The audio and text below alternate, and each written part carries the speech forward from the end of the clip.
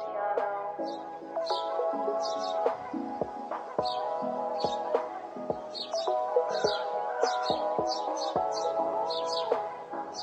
dolls, what's up? It's me, Miss Kwiatt. Welcome back to my channel. If you're new here, welcome to my channel. I'm Miss Kwiatt, and you can make yourself at home, okay? There are drinks in my fridge. You're gonna put your coats on my bed. Get comfy because today I'm gonna show you how to take.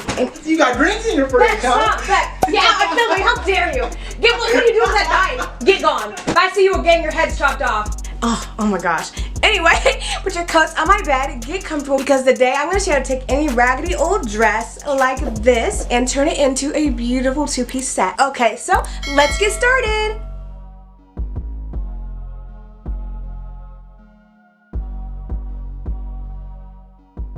Start with your raggedy dress of choosing, and this is from Goodwill. I think you should use a dress that has stretch for this, by the way. So cut it in half, make sure that there's enough space to hem this without your boobs coming out, okay? So I'm going to cut it in half and take a skirt I already have that fits well, pin it to my fabric, and I'm going to cut out around it, and I'm going to leave enough space around it just for extra space to cut off after we're done sewing. And I'm going to go ahead and pin this together without moving it. So super easy. Now you already have the two pieces cut out. This is how they should look. And now we're going to go ahead and fold the bottom half of the shirt up. I'm not even measuring it. I'm just eyeballing it. About a half an inch maybe. I don't even know, guys, what that looks like. I'm going to pin it all around it, both sides, okay?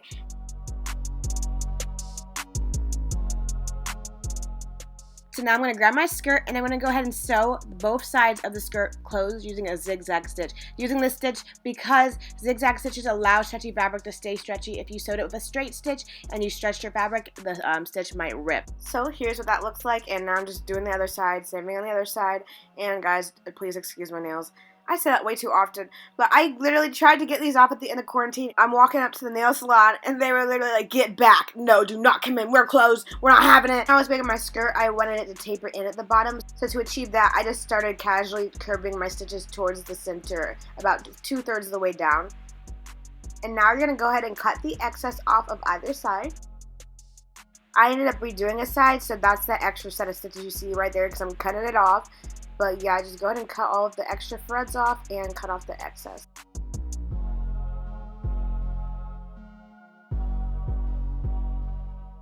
So now we're going to hem the top, so I just folded mine inward, eyeballing it again, however much I can afford to lose before it starts looking inappropriate. And I'm going to just pin it down so it doesn't come back up.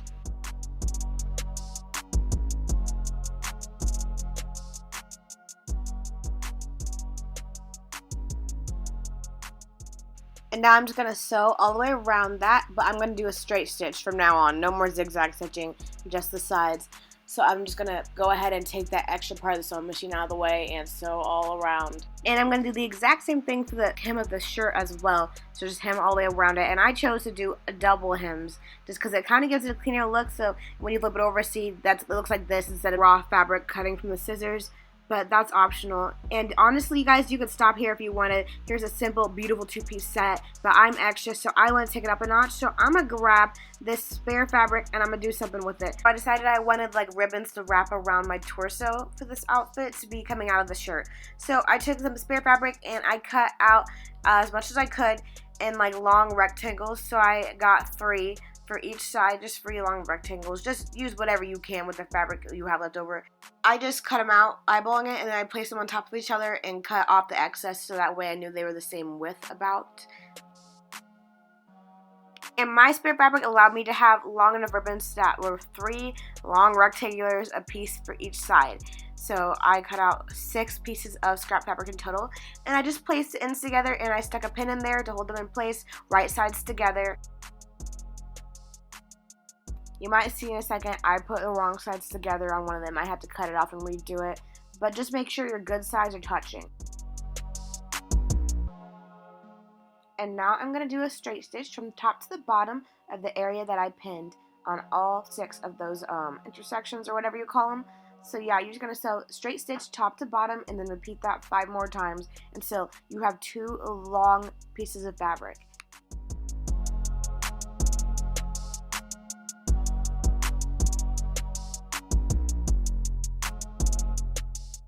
Alright, so when all said that, it should look like this.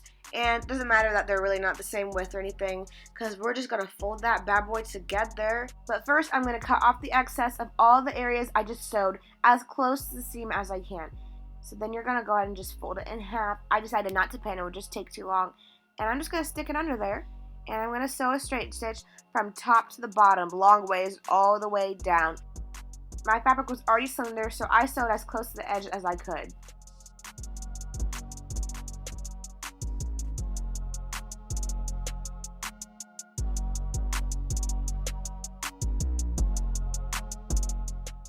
We're only sewing this side. Make sure you leave both ends open.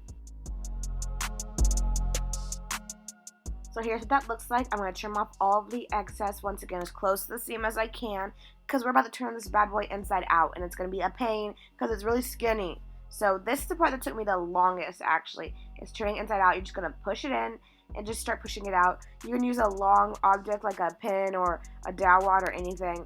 The dowel rod would be best, but just take your time, relax, and this sucks, but you're going to turn it inside out.